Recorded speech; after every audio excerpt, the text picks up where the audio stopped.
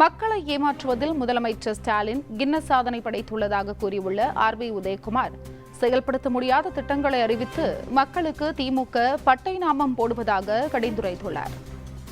December 7ஆம் தேதி மதுரையிலே மிகப்பெரிய ஒரு உலக சாதனை படைக்க இருக்கிறார் மாண்புமிகு முதலமைச்சர் முத்துவேல் கருணாநிதி ஸ்டாலின் அவர்கள். மக்களை ஏமாற்றுகின்ற கலையிலே உலக சாதனை படைக்க இருக்கிறார் தமிழ்நாடு முதலமைச்சர் ஸ்டாலின் அவர்கள். நிறைவேற்ற முடியாத 525 வாக்குறுதிகளை நெஞ்சுரத்தோடு கொடுத்ததோடு மட்டுமல்லாமல் 15% வாக்குறுதிகளை கூட இந்த 4 ஆண்டு காலத்தில் நிறைவேற்றாமல் 90% நிறைவேற்றிவிட்டோம் என்று பச்சை பொய்யை திரும்ப திரும்ப சொல்லி வருகிறார் மாண்புமிகு முதலமைச்சர் ஸ்டாலின் அவர்கள்.